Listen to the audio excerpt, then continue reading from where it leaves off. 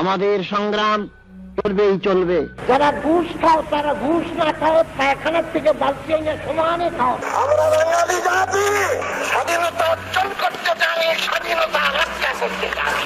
পাকিস্তান আর কোনদিন বাংলাদেশের মাটিতে পাও দিতে পারবে না। এতকালই পারে নাই, ব্রিটিশ গভর্নমেন্ট পারে নাই। আমি দমন হই না, বাংলা নয়। আসাম আমার, পশ্চিমবঙ্গ আমার, ত্রিপুরাও আমার।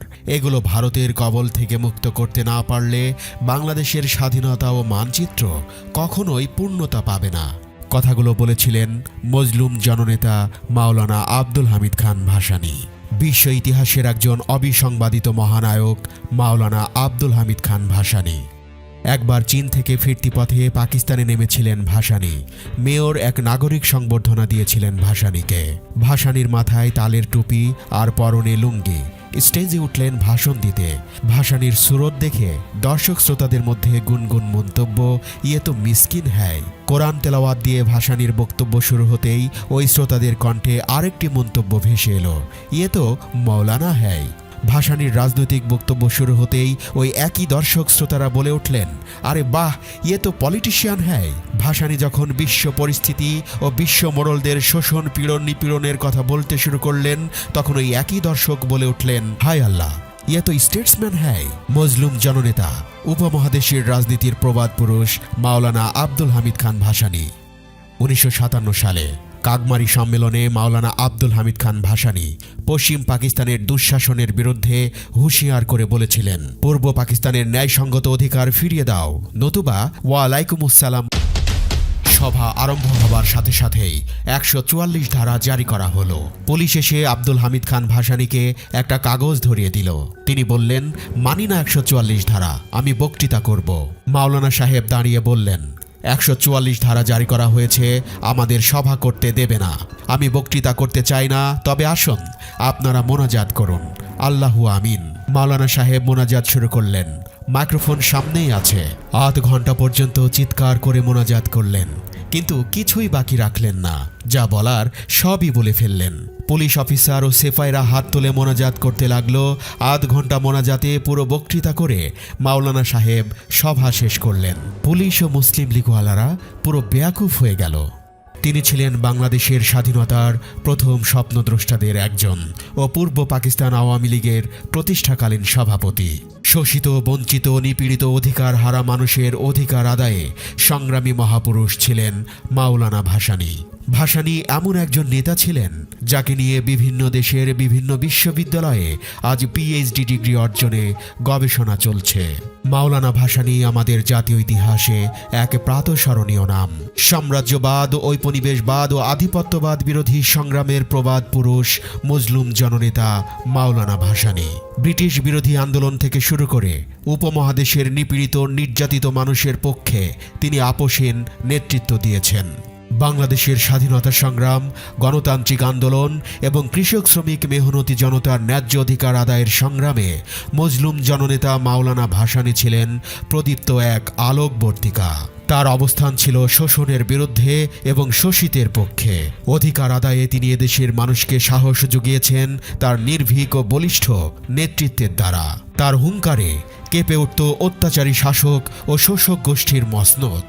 তিনি বাংলাদেশের মানুষের কাছে মাওলানা ভাসানী ও অসংখ্য ধর্মীয় ভক্ত তাকে শুধু হুজুর বলেও সম্বোধন করতেন। 52 ভাষা আন্দোলনে তিনি উল্লেখযোগ্য ভূমিকা রেখেছিলেন।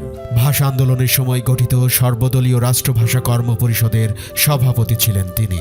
ভাষা আন্দোলনে বলিষ্ঠ ভূমিকা রাখার জন্য তিনি কারাবরণ পর্যন্ত করেছিলেন।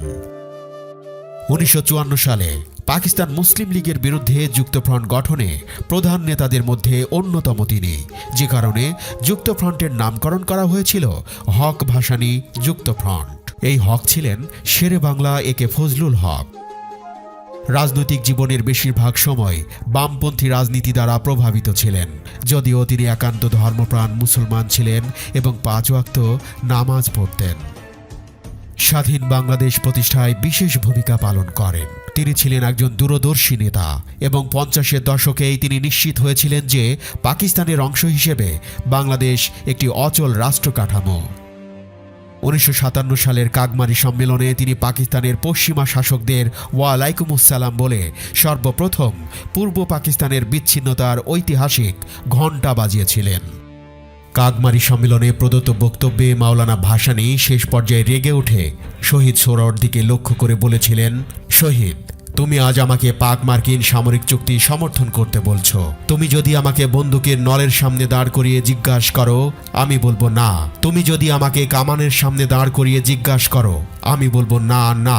তুমি আমাকে যদি আমার কবরে গিয়েও জিজ্ঞাসা করো, সেখান থেকে আমি চিৎকার করে বলবো না না। 69-এর আন্দোলনেও তিনি উল্লেখযোগ্য ভূমিকা পালন করেছিলেন। কৃষক আন্দোলনের নেতা হিসেবে তার রাজনৈতিক জীবনের শুরু। তিনি সবসময় রাজনীতি করেছেন অধিকার বঞ্চিত মানুষের জন্য। দ্বিজাতি তত্ত্বের ভিত্তিতে সৃষ্টি হওয়া পাকিস্তানে তিনি উড়িয়েছিলেন অসাম্প্রদায়িক রাজনীতির পতাকা। দরিদ্র মানুষের মুক্তির লক্ষ্যে আজীবন সংগ্রাম করে গিয়েছেন মাওলানা আব্দুল হামিদ খান ভাসানী। দেওবন্দ মাদ্রাসায় ধর্মশিক্ষা বিষয়ে পড়াশোনা করতে গিয়ে তিনি সংগ্রামী ও দেশপ্রেমিক একদল আলেমের সংস্পর্শে আসেন। ইংরেজ শাসনের বিরুদ্ধে তাদের কাছ থেকে দীক্ষা গ্রহণ করে রাজনীতির প্রতি আকৃষ্ট হন। একসময় আসাম চলে গিয়ে কলকাতার সঙ্গে সম্পর্ক প্রতিষ্ঠা করেন। সেখানকার বিপ্লবীদের সঙ্গে দেওবন্দের মাওলানাদের চেতনার মিল দেখে তিনি এরকম রাজনীতির সঙ্গে একাত্ম হন। বিপ্লবী রাজনীতি শুধু ইংরেজ শাসনের বিরুদ্ধে পরিচালিত নয়, তাদের সৃষ্ট জমিদার, জোদ্দার ও মহাজনদের বিরুদ্ধে আন্দোলনের কর্মপন্থা এটি তাকে বিপ্লবীদের কাছাকাছি নিয়ে আসে। পূর্ব বাংলায় তিনি কৃষকদের নিয়ে ইংরেজ শাসনের তাবেদার শোষকদের গোলা জ্বালিয়ে দেওয়ার মতো অনেক ঘটনার জন্ম দেন। তিনি পরিচিত হয়ে ওঠেন বিদ্রোহী মাওলানা নামে। মাওলানা ভাসানীর বয়স যখন 30 বছর, ওই সময় প্রথম বিশ্বযুদ্ধ চলছিল। ইংরেজ শাসনের বিরুদ্ধে সাধারণ মানুষকে সচেতন করেছেন। তখন তিনি পরতেন পায়জামা ও পাঞ্জাবি। একদিন তার ধর্মীয় গুরু মাওলানা আজাদ সোভানি তাকে বললেন, কৃষক শ্রমিক যা পরে তা না পরে তুমি কিভাবে তাদের বন্ধু হবে? সেই যে মাওলানা ভাসানী লুঙ্গি ও পাঞ্জাবি পরা শুরু করেছিলেন, আজীবন তা বহাল রেখেছেন। মাওলানা ভাসানী 1880 সালের 12 ডিসেম্বর সিরাজগঞ্জের সয়া ধানগড়া গ্রামে জন্মগ্রহণ করেন। তার পিতা হাজী শারাফত আলী। হাজী শারাফত আলী ও বেগম শারাফত আলীর পরিবারে 4টি সন্তানের জন্ম হয়, একটি মেয়ে ও 3টি ছেলে। মোহাম্মদ আব্দুল হামিদ খান সবার ছোট। তার ডাকনাম ছিল চ্যাগা মিয়া।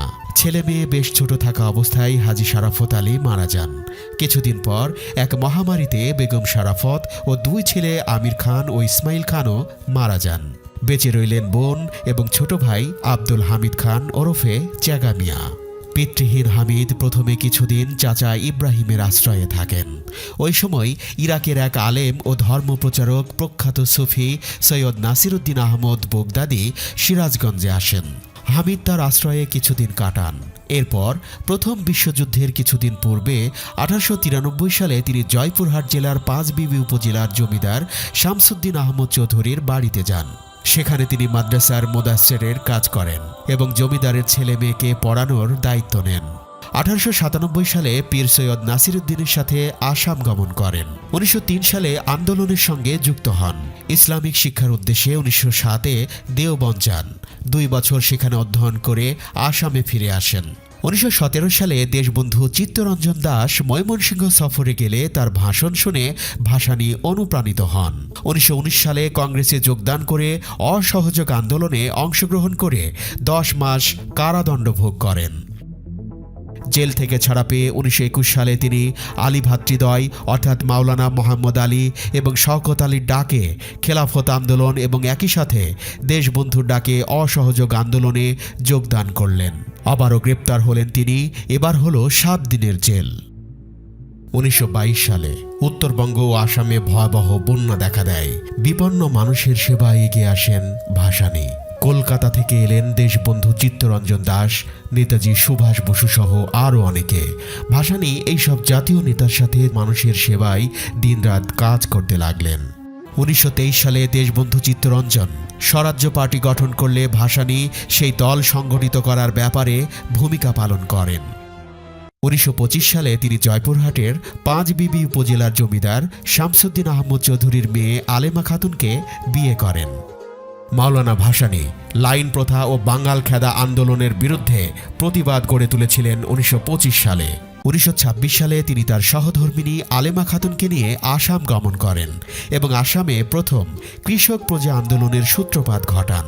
তখন সব জমিদার মিলে ইংরেজ গভর্নরকে দিয়ে মাওলানা ভাসানীকে অবাঞ্ছিত ব্যক্তি ঘোষণা করলেন। ভাসানীকে বাংলা থেকে বহিষ্কার আদেশ জারি করা হলো। অবশেষে ভাসানী সপরিবারে গিয়ে ঠাঁই নিলেন আসামের গহীন জঙ্গলে ঘাগমারা নামে এক জায়গায়। সাংগঠনিক কাজের জন্য মাঝে মাঝে কলকাতা বা অন্যান্য জায়গায় যেতে হলেও ভাসানী 1926 সাল থেকে 1947 সাল পর্যন্ত লাগাতারভাবে আসামেই ছিলেন। 1929 সালে আসামের ধুবড়ী জেলার ব্রহ্মপুত্র নদের ভাসানচরে প্রথম কৃষক সম্মেলনের আয়োজন করেন। এখান থেকেই তার নাম রাখা হয় ভাসানীর মাওলানা। এরপর থেকেই তার নামের শেষে যুক্ত হয় ভাসানী। তিনি 1929 সালে সিরাজগঞ্জের কাওয়াখোলা ময়দানে বঙ্গ আসাম প্রজা সম্মেলন আহ্বান করেন। এই সম্মেলনে প্রায় 3 লাখ লোকের সমাগম হয়েছিল। সম্মেলনের উদ্বোধন করেছিলেন হোসেন শহীদ সোহরাওয়ার্দী। 1937 সালে ভাসানী আসামের প্রাদেশিক মুসলিম লীগের সভাপতি নির্বাচিত হন। তার নেতৃত্বে আসামের 12টি জেলায় মুসলিম লীগের সংগঠন আরও জোরদার হয়।